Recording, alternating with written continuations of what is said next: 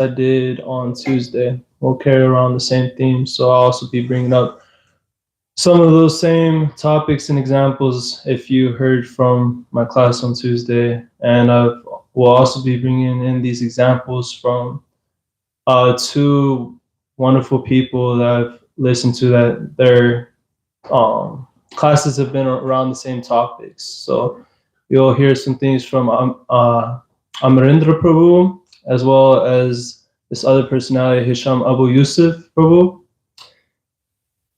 So to begin with, I just wanted to bring out this idea that everything around us is created.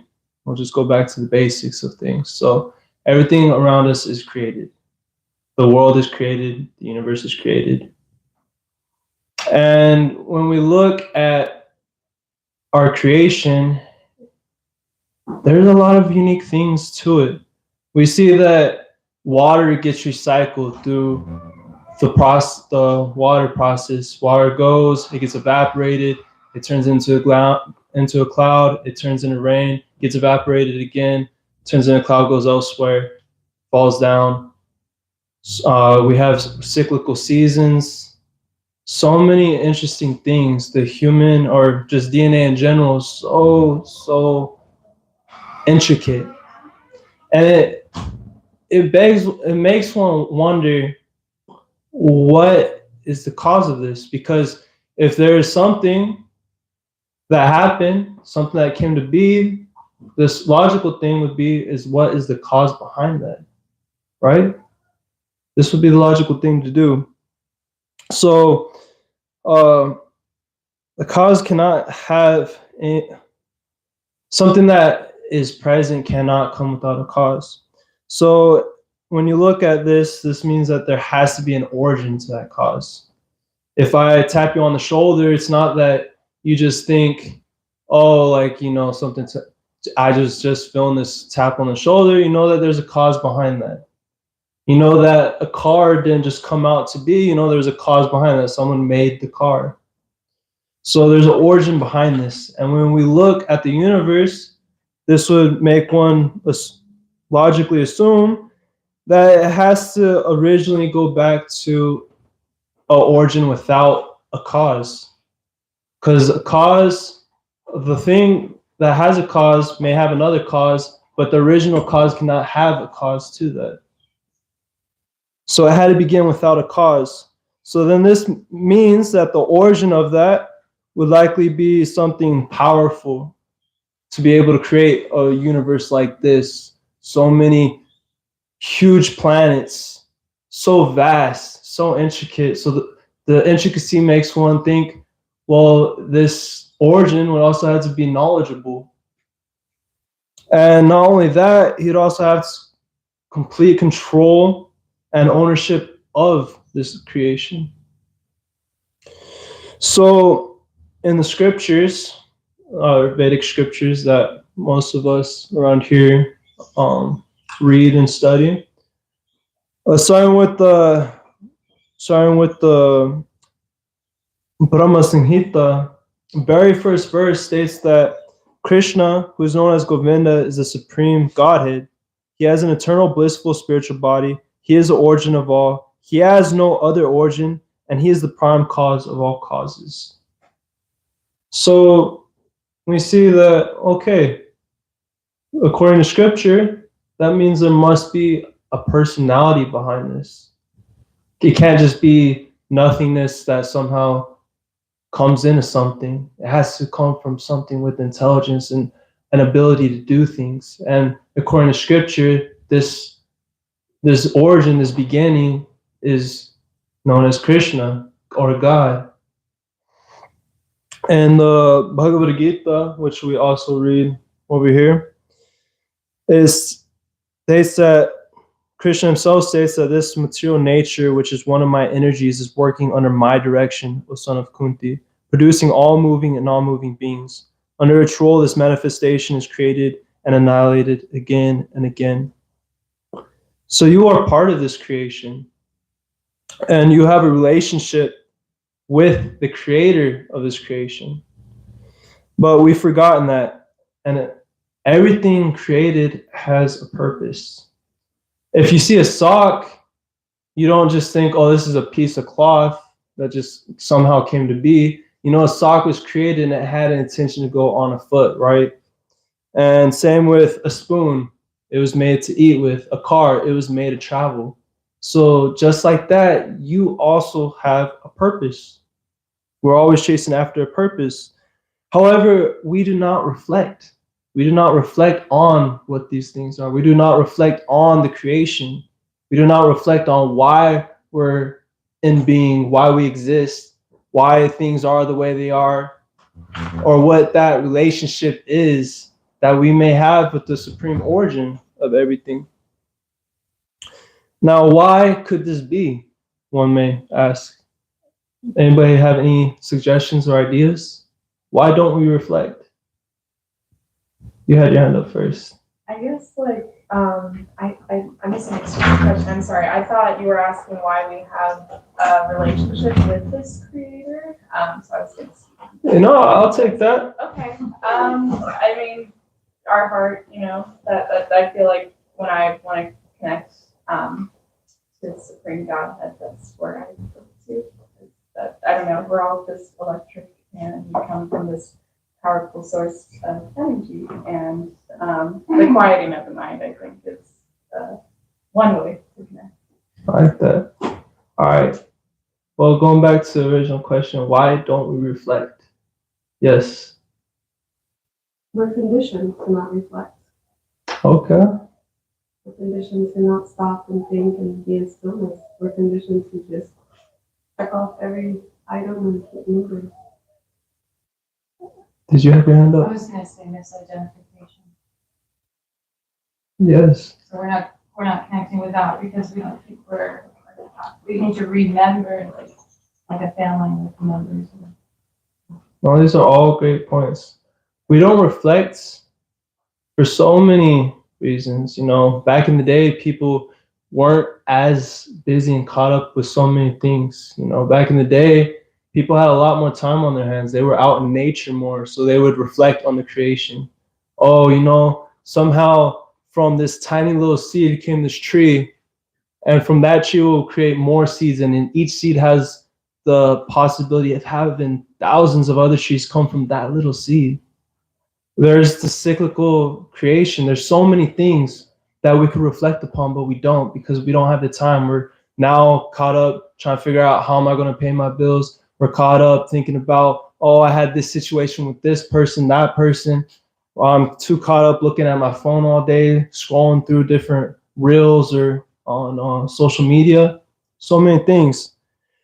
And Krishna, to go a little bit more direct with this and also kind of broad, he mentions in the Bhagavad Gita two things.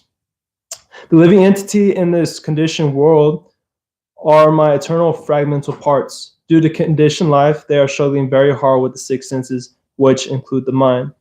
And he states that those living entities are exploiting resources of this material inferior nature.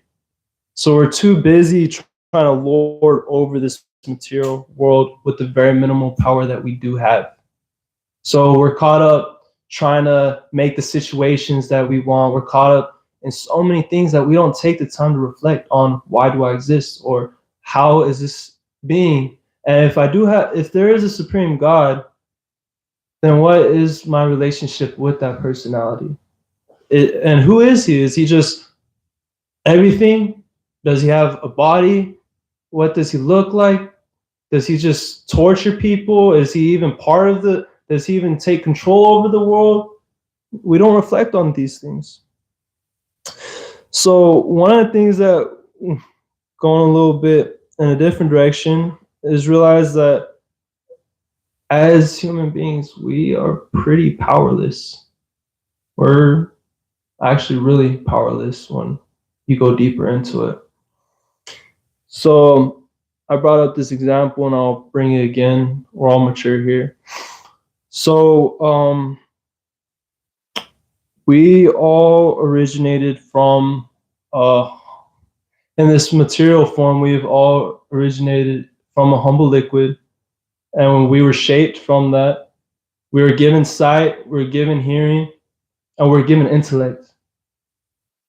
All these things came about from something so small. You came into this form. You did not have beauty. You did not have intelligence. You did not have any of these things. And it wasn't like your mom or your dad were sitting there calculating how to make you be exactly like this or like that. You know, I'll do this way, I'll do that way, and make sure that my kid's so beautiful, so smart, so strong. No, this is a process that naturally happens. So no, you know, you were a baby and you couldn't take care of yourself. But God was so merciful that He gave you someone to take care of you. You know, you were hungry and somehow or other you were fed. You were naked and somehow or other you ended up clothed. We take too much pride being the doer of what we think we've done or what we believe to possess. We take too much idea that I did this or I have this in my life. I'm super intelligent, and because of my intelligence, I got a job, and that job makes me a lot of money, and through my hard work and dedication, I live in a big house, got a nice car, all these things. We're so identified with, I did this, or, look at my beauty. But Krishna says in the Bhagavad Gita that the spirit soul, bewildered by the influence of false ego, thinks himself the doer of activities that are in actuality carried out by the three modes of material nature. You don't do nothing without Krishna's mercy. You don't see without His mercy. You don't hear without His mercy. You're not able to run without His mercy. You could go paralyzed in an instant. You could lose your sight in an instant. You could lose all these things in an instant. Without His mercy, every single second of your life, you can't do a single thing. He's giving you the ability to see. He's giving you the ability to taste, to walk, to talk, to do all these things. But without that, you're not able to do a thing in this material body. So, also just look at how are you breathing in your sleep? How are you digesting your food? How are you forming a baby within your body? You're not the one doing these things. You may think you are, but in reality, your body is doing this on its own. How is it doing it on its own? It's a machine. It was created in such a way, and it's such a unique machine because we have, as scientists and all that, we say that we have all these things. We have the elements. We could create anything, but nobody's been able to create a machine that could also create machines on its own. I can make clocks or robots, but those robots don't just self-produce other robots or clocks. But a human being or any other entity, a tree, an animal, they could produce more animals, human beings, trees from themselves. We cannot do that. But we don't reflect on these things. Krishna says, Parusham Nishu, I'm the ability in man. He also says, I am the fire of digestion in the bodies of all living entities, and I join with the air of life, outgoing and incoming to digest the 4 kinds of foodstuff. He's doing these things. Another example, you could be really sick. Maybe you got cancer or some other deadly disease. And you go to the best doctor known at this point in time, who has the best medicines, the best of everything. But it's not guaranteed that he could fix your problem. Without Krishna's mercy, nothing's going to save you. You could still die, but you could still survive sometimes even without the mercy of the doctor helping you. Sometimes we hear people have a crazy stage of cancer, and without even serious treatment or anything, all of a sudden they're cancer-free. How can this happen? How can this be? And then we have other people that they got a less severe form, and a doctor goes through, does the whole thing, and it doesn't help them one bit. They actually end up dying or worse.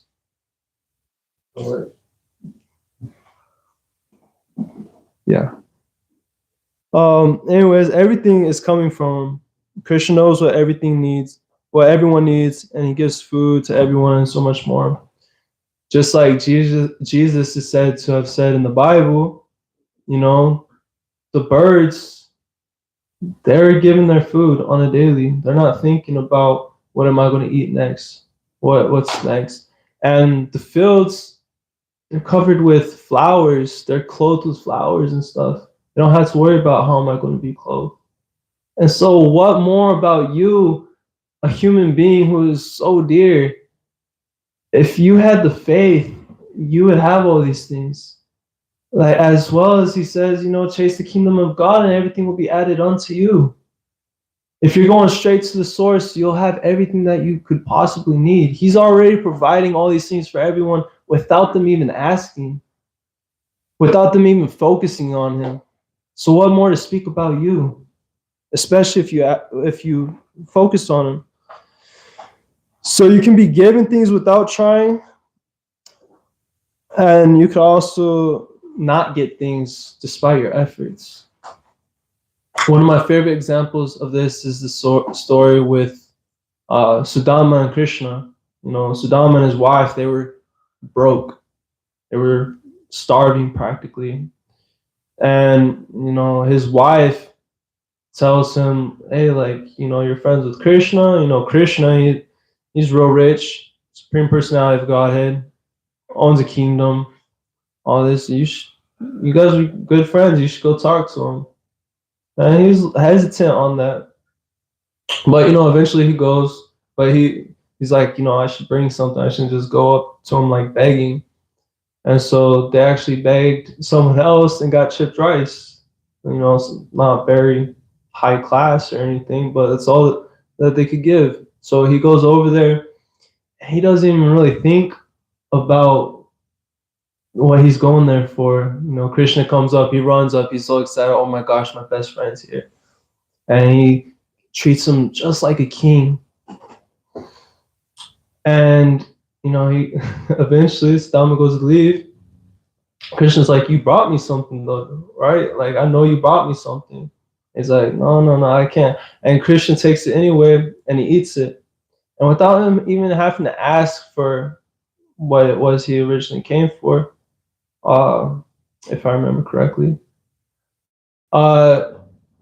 Krishna still gave him more than what he actually was originally going to come for. He goes home, and instead of the cottage that he had, there's like his wife and his family is just all dressed so beautifully, and it's way more than he could have ever imagined. And it wasn't like he was striving for something like that. He was real humble, very spiritual soul, and still he got more than he could have ever wanted. So this also means that what we go through and experience is also coming from him. Sometimes he puts us in situations because they have lessons that come with them.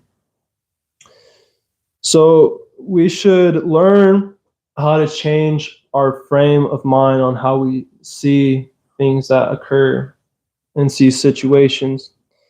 For example, we could look at Narada Muni. He gives the story of when he was a little kid, and he was serving these sages, and his mother, after the sages had left, his mother died. He was a little boy. Most little boys that age couldn't even take care of themselves. And instead of being mad at what happened, instead of cursing the world, instead of crying his eyes out for days on end, starving himself, so many other things that one might do when someone important to them leaves, he thinks, this is a great opportunity to seek God. This is actually God's mercy now that I could actually go and focus on him. Because he knows everything that Krishna does, everything that God does is merciful. Ultimately, even when he kills demons, that's his mercy because he's liberating the demons. He's not partial to anybody. Another example, and a great example, and if you're coming to our Bhagavatam class or tuning in online on Wednesdays, is Queen Kunti. Her and her children went through so many things. their house was almost burnt up within a minute. So many struggles they all went through. But instead of seeing it in a light of Krishna, I know you're God, you could have just prevented all these altogether. Instead of cursing at him or being mad at all that, or even super mad at the people, she's asking for more bad things to happen to her so that she could remember Krishna constantly. So she's reframing it. How we frame things is going to change how we interpret and how we feel about things. Because I could see things in the most negative way. I could think everybody hates me. I could think so many things. But if I change my perspective and look a little bit deeper, see Krishna or God's hand behind this, I can see something more profound. Why am I going through this? How is this helping me? What is to come from this? Otherwise, you're missing out on an opportunity. You shouldn't go into any situation without taking at least one thing from it. It doesn't have to be a physical thing you're taking out from it, but at least a lesson. At least I grew in this way. At least I'm stronger in this way. So, in this example, Hisham Abu Yusuf Prabhu that I was listening to, he was mentioning how one of his teachers was talking about, when people lock their door, are they trusting the lock? And his teacher goes on to say that the whole house can be on fire and leave just the door and the lock standing. Sometimes we get so obsessed with the tools, over-invested with people and the process. And then, when God shocks us. The door doesn't lock one day and someone robs the house. The friend you trusted takes your money and runs off. God is sending you a message that anytime you put too much hope and too much trust and reliance on a person or a tool, I'm going to disappoint you to realize that there's only one who will never disappoint you, and that's me. So, sometimes we get too much involved in the more direct of what we see. Too much involved with, I trust this person 110%. I trust that this thing, my house or this weapon or whatever is going to protect me. I put too much trust in all these things. But Krishna will tear that down over and over again, one shape or form, so that you can finally realize that none of these things are your ultimate shelter. None of these things are going to be the ultimate thing for you. They're not the ultimate thing that's going to give you satisfaction, the thing that's going to give you protection, the things that's going to make you happy in life. So in this connection, also, Amarendra Prabhu, he mentions that Indra Prabhu gives this example of a dog and a lion. When you throw a bone at a dog, what happens? What does the dog see? The dog sees the bone. The dog gets involved with the bone. That's his main focus. When you throw a bone at a lion, what does the lion see? The lion looks at the bone and it looks right at you. Looks right at you. So situations are going to come in our life. People are going to disappoint us. We're going to be in situations that we don't want to be in. But are you going to get caught up? Thank you. Are you going to get caught up like the dog and just see the bone of the situation? Or are you going to be like the lion that sees the situation, the bone, and then looks at the person that threw it? Krishna. He's the one that threw it. He's the one that put you in this situation. He's the one that is putting you through every single thing. Whether it's to purify you or, ultimately it's always to purify you, but whether it's through your karma or just to purify you, whatever the case may be, he's the one putting you into it. He's the cause of all causes. In therapy, often they search for the original cause of your behavior or your emotions, your reactions. They usually try to find this cause. They'll ask you about what happened in your childhood. What was your relationship with your family, your friends? Try to find this original cause. So similarly, We get upset at people. So and so did this, so and so said this. We get upset at situations, and we get upset at so many things, but we don't see the origin. We focus on that bone all the time. But as I mentioned earlier, Sarva Karana Karanam, Krishna is the original cause of all causes. So in reality, when we're getting upset, we're feeling jealousy, we're feeling envy towards someone, take that a little step further. Actually, indirectly, you're feeling this way towards Krishna. This is ultimately what you're feeling. So, you are thinking, I am mad at this person because of this, because they're doing this to me, because they said this to me, because I'm going through this. In actuality, Krishna is the one that put you through that. Krishna is the one that is allowing the people to treat you the way that you are. So in reality, you're ultimately mad at Krishna. You're upset with Krishna for these things. You're not mad. You're not upset at the person. You're not upset at the situation. You're mad at God, ultimately, if you just dig a little bit deeper into it. However, in all of reality, you only have Krishna. He is your only friend. He is your true well-wisher and your true love. He's sending so many messages to us on a constant, but we don't respond. And so because we don't respond, sometimes, just like we do, sometimes we might send a heavy message. And if you're hanging out with normal people, on the street or whatever, or garamis, as we said, he may send it through them. He may send that message to them. But if you're around devotees and you hang around with only devotees, well, that message is going to be sent. So sometimes he sends that message to them. It's not that we're having these things with these people. Actually, we're having these things with Krishna, ultimately. So he has everything. The only thing that he doesn't have is your love and attention. And that's the main thing that he's chasing from you. You have nothing worthy for him to have other than this. He doesn't want your bank account. He doesn't want your beauty. He doesn't want everything that you have is really his. So what can you truly offer him? And that's your love and attention. And that's ultimately all that he wants.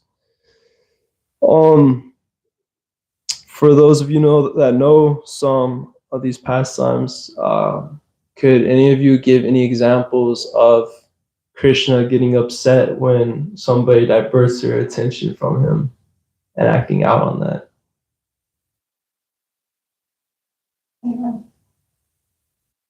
Mother Yashoda born in the mill, thanking Krishna to do her service.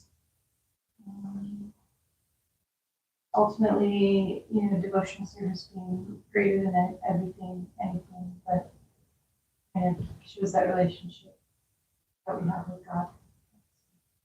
One of the examples I was hoping here. Any other ones? How about Krishna and the cart demon? I don't remember his name. Yeah. He was left all alone. Everybody diverted their attention from him, and of course it was a demon in the form of a cart. So he kicked it, got all the attention again. So Krishna, God, he wants your attention, and he tries so hard. Just really think about how hard he's trying. He mentions in the Bhagavad Gita that time and time again he comes to this world to deliver this message over and over himself. And not only that, when he's not coming himself, he sends down people to meet people where they're at. So we have people like Moses, people like Jesus, people like Muhammad, peace be upon him. We have so many different personalities, or Buddha, or so many people to meet them where they're at. Ultimately, meet them where they're at. Okay, you're not at this level, so let me meet you where you're at and meet you at this level. He is being so personal with you, so personal, just to meet you where you're at so he could help you rekindle this relationship once more. Help you understand that you're not going to get any happiness from this world. I love you so much, and you're trying so hard to fill up. You're trying so hard to fill this happiness, but you're not going to find it here in this world. You're an eternal person trying to seek pleasure in temporary things. You know, all of this pleasure that we're seeking is fleeting. Nothing lasts. So here's your true friend, the one that will never disappoint you, your ultimate shelter, and your only true sense of peace and love. He never abandons you and is always trying to rekindle your lost relationship with him. He is so loyal and so merciful. So we should make time for him. You know, we make time for so many different things. So many different things. But let's just put some things in perspective. Krishna, originally one person, could expand himself into many. You know, he's God, he could do whatever he wants. He is giving you 100% of his time all the time without breaks. He's not taking a nap, he's not doing anything. He's giving you full attention at every single moment. Like I mentioned before, you're breathing when you're sleeping, you're digesting when you're eating. He's the one giving you breath. He's the one providing you with this. He's the one seeing how you are while you're sleeping, while you're awake, what you're doing. Every single moment, he is watching over you. No. Like Santa. And he's checking his list twice. He knows every single thing. He's making sure that you're covered 100% of the time. 100% of the time. Yeah. So we should take some time. We should set time for him, you know, sit with his holy names, hear about him, read about him, talk about him or talk with him. Give him your time and your attention. Make some time to give to him alone, exclusively. Even if it's just during your japa period, you know. And if you can't do like a full 2 hours of japa fully focused on him, at least a little bit. And if not that, at least talk to him sometimes. Even if it's just 5 minutes, just talk to him. You know, build a little something. Give him some attention. He's giving you 100% of his. The least that we can do is give him at least a little bit of ours, if not our full attention at every moment. Because he's really doing that just for our satisfaction, for our happiness, for our well-being. He's giving us 100% without break. Anyways, I think we'll stop here for any comments, questions, reflections. Yes. So I think one of the things that I wanted to kind of comment on is that, you know, giving him time, and one of the most important things is to fall in love with Krishna so you can give him time. Because as a conditioned soul and a fallen soul, you know, when you're in love, you're just like, nothing else matters.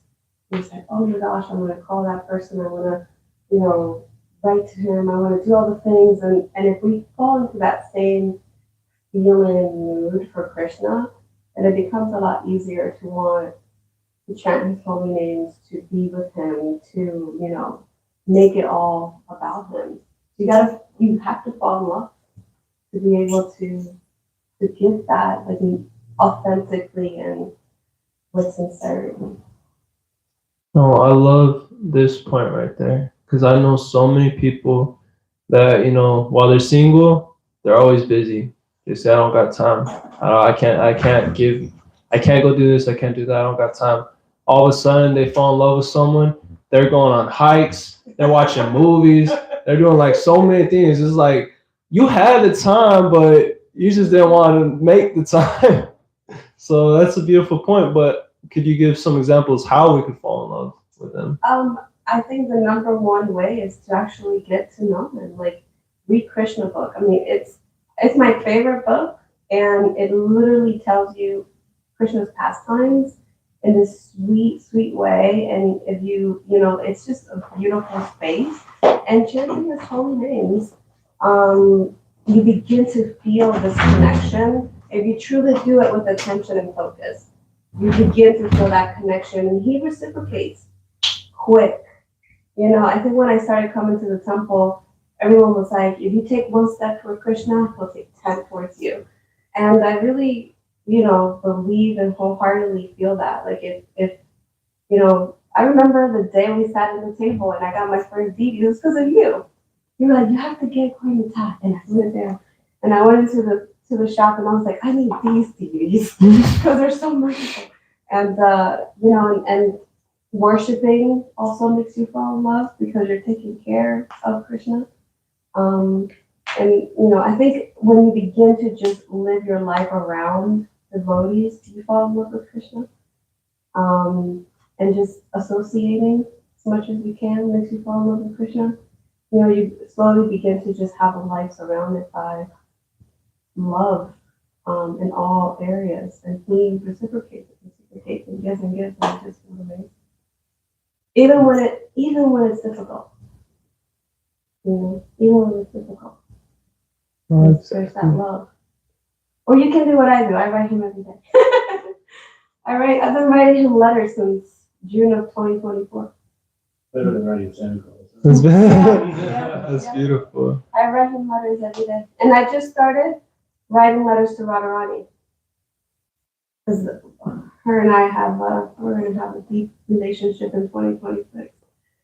So, Oh, beautiful. Yeah. Oh, these are all great ideas. You know, he's a personality. They're a personality. So we should take the time to be personal. And going off that first point you made of getting to know him, that goes so much with your name. Rukmini, you know, she fell in love with Krishna just hearing about his pastime. She didn't even meet him first. She was already in love and was like, I want to marry that guy. He's the one. Didn't even know him on a face-to-face level. She just heard all these, so she fell in love just by hearing about. She was writing letters. yeah, Right. Rukmini was writing letters. Yeah. So you're following in those footsteps pretty well. These are all good examples. Be personal. You know, the deities give us that ability as well, because now instead of just this concept of God in the sky, just all in all, just divine light or whatever, now we get to see his actual form that he came in, and he's at our mercy in one sense. We clean him, we dress him, we feed him, all that. So we get to build that personal relationship. I love your points. Anybody else? No? That's what I mentioned. It was a really nice class. You know, Krishna is doing everything, but he's not direct. When we're under the laws of nature, he's not directly turning the thumb screws on. He's detached. He's the perfect system of justice. So he's detached from the material energy. And when we actually turn to him, at that point he's taking direct personal interest.